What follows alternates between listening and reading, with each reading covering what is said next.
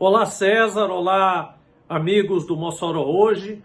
César, você me perguntou, depois da reunião que nós tivemos com a governadora, com os setores produtivos do Rio Grande do Norte, tanto da agricultura quanto da indústria, do comércio, o que é que o pessoal estava vendo, como é que estava encarando aí a quarentena, a pandemia, tudo isso.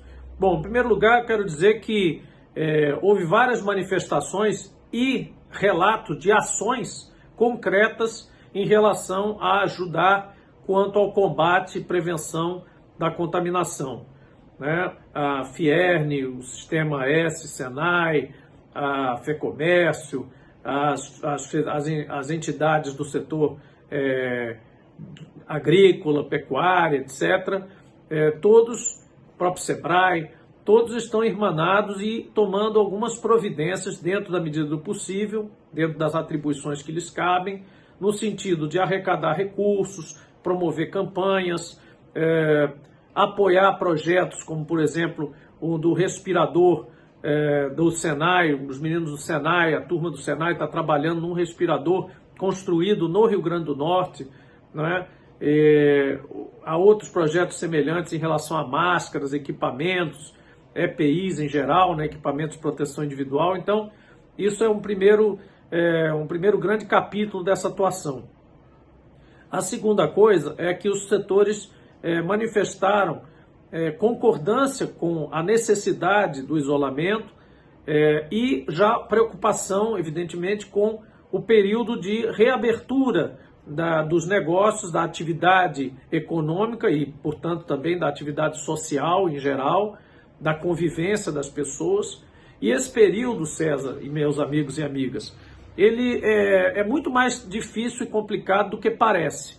Não é liberar geral, não é abrir os portões e todo mundo ir para a rua e inundar os shoppings, as praças, os ônibus, né, de uma vez. Esse período em todos os países que passaram pelo pico, e nós não passamos ainda pelo pico, é bom que se diga, nós ainda estamos chegando nesse pico de contaminação, o pico de contaminação está à frente, nós adiamos esse pico, fica parecendo que as pessoas que vaticinaram isso estavam erradas, mas não, é porque o isolamento e as medidas de contenção estão dando certo de uma certa forma nos estados, nas cidades, né? Apesar das notícias contrárias a isso, o isolamento das pessoas deu certo. Então, aquele achatamento da curva que todo mundo fala é justamente adiar o pico e abaixar esse pico. Ou seja, menos pessoas contaminadas, numa faixa de tempo um pouco maior, um pouco mais estendida, claro, mas com menos mortes e com menos afetações. O problema é quando a gente afrouxa isso no momento errado, como agora seria o caso, e a gente voltar a viver uma aceleração muito íngreme dessa curva.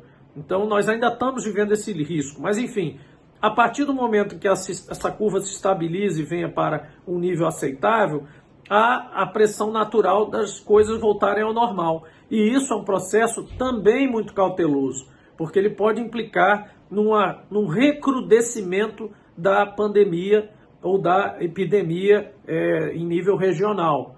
Então, os setores produtivos também manifestaram preocupação e vão trabalhar com o governo do estado. A governadora solicitou isso expressamente, que eles constituam grupos de trabalho com as equipes do governo e comecem a trabalhar nos protocolos de liberação de atividades, protocolos esses graduais, para que as coisas comecem a funcionar normalmente, mas obedecendo a determinadas regras, determinados comportamentos que evitem que a pandemia recrudesça, ou seja, retome a sua força inicial. No mais, todos muito solidários. É muito importante essa iniciativa da governadora Fátima de trabalhar consultando as pessoas, consultando as bases, os movimentos sociais. Agora, no caso, os setores produtivos, essa não é a primeira reunião, tem sido várias essas reuniões. Essa é a segunda reunião que envolveu a bancada federal também, para que a gente pudesse integrar esse esforço de combate à pandemia e de prevenção à contaminação e também de apoio às estruturas do Estado e das prefeituras, das cidades, para que a gente possa, de fato, se mobilizar como um todo, para não ficarem ações divergentes, ações até incongruentes num período como esse. Então, muito importante esse encontro, todos encerraram dizendo que apoiam as iniciativas e os mecanismos que o governo tem se utilizado para conter a onda de contaminação, e todos também se irmanaram no espírito de começar a planejar uma saída organizada, gradual, né, e racional para esse período de quarentena.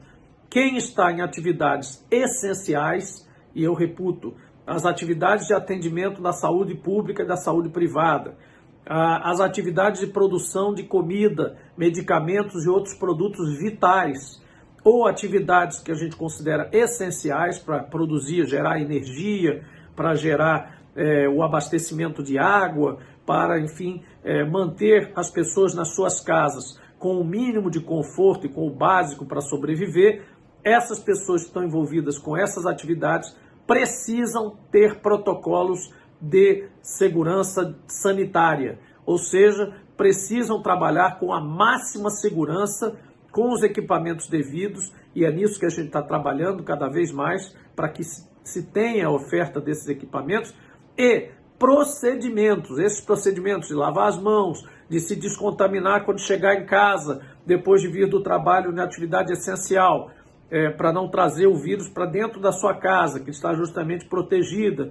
Então, todos esses protocolos são fundamentais para quem é agricultor, para quem é pescador, para quem está, infelizmente, trabalhando em atividades que exigem a continuidade, né? Segurança pública, saúde pública principalmente, mas esses já têm uma consciência muito maior, porque já trabalham com isso normalmente, mas as outras atividades não podem se descuidar desses protocolos de segurança sanitária. É isso aí, um grande abraço a vocês, estou sempre aqui à disposição para conversar com o pessoal do Mossoró hoje. Parabéns pelo trabalho, Cezinha, um abraço, tchau.